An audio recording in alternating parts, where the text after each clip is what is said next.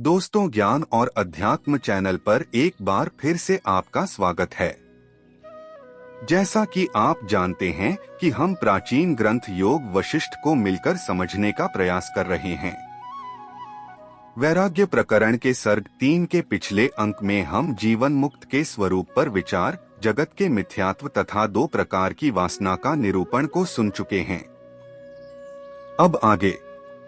महामते भरद्वाज, अब तुम श्री रामचंद्र जी की जीवनचर्या से संबंध रखने वाली इस मंगलकारिणी कथा का क्रमशः श्रवण करो।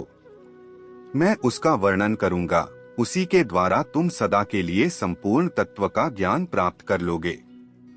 वत्स, जिन्हें कहीं से भी कोई भय नहीं है, वे कमलनयन भगवान श्री राम जब अध्ययन के पश्चात विद्यालय से निकलकर घर को लौटे, तब भांति भांति की लीलाएं करते हुए उन्होंने राजभवन में कुछ दिन व्यतीत किए। तदंतर कुछ समय बीतने पर, जबकि राजा दशरथ भूमंडल के पालन में लगे थे और प्रजा वर्ग के लोग रोग शोक से रहित हो बड़े सुख से दिन बिता रहे थे, एक दिन अनंत कल्याणमय गुणों से सुशोभित होने वाले श्री रामचंद्र जी के मन में तीर्थों तथा पुण्यमय आश्रमों के दर्शन की अत्यंत उत्कंठा जाग उठी। तब श्री राम ने पिता के पास जाकर उनके चरणकमलों में प्रणाम किया और इस प्रकार कहा। श्री राम बोले, पिताजी, मेरे स्वामी महाराज, मेरे मन में तीर्थों, देव मंदिरों, वनों तथा आश्रमों का दर्शन करने के लिए बड़ी उत्कंठा हो रही है। आपके समक्ष मेरी यह पहली याचना है, आप इसे सफल करने योग्य हैं। नाथ, संसार में ऐसा कोई याचक नहीं है जिसे अभीष्ट वस्तु देकर आपने उसका आदर न किया हो। श्री राम पहली बार प्रार्थी होकर राजा के समक्ष उपस्थित हुए थे। उनके इस प्रकार प्रार्थना करने पर राजा दशरथ ने वशिष्ठ जी के साथ विचार करके उन्हें तीर्थ दर्शन के लिए आज्ञा दे दी।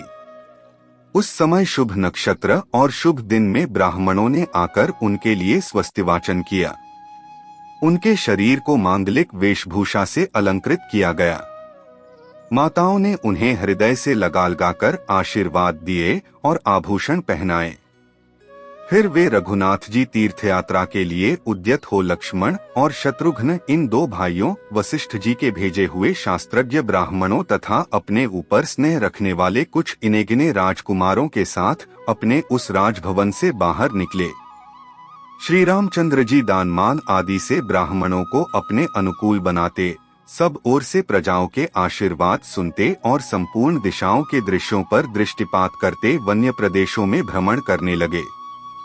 उन्होंने अपने निवास स्थान उस कोसल जनपद से आरंभ करके स्नान, दान, तप और ध्यान पूर्वक क्रमशः समस्त तीर्थ स्थानों का दर्शन किया।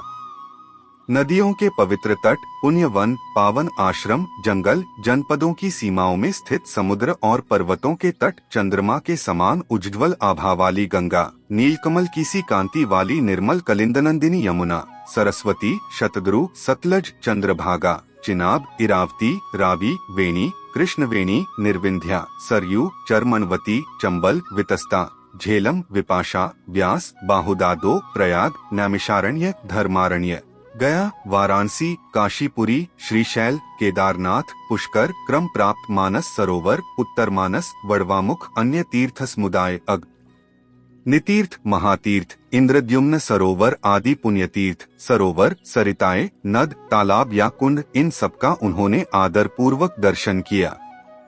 स्वामी कार्तिकेय, शालग्राम स्वरूप श्री विष्णु, भगवान विष्णु और शिव के 64 स्थान, नाना प्रकार के आश्चर्यजनक दृश्यों से विचित्र शोभा धारण करने वाले चारों समुद्रों के तट, विंध्य पर्वत और मंदराचल के कुंज, हिमालय आदि 7 कुल पर्वतों के स्थान तथा बड़े बड़े राजर्षियों, ब्रह्मर्षियों, देवताओं और ब्राह्मणों के मंगलकारी पावन आश्रमों का भी श्री रामचंद्र जी ने श्रद्धा पूर्वक दर्शन किया।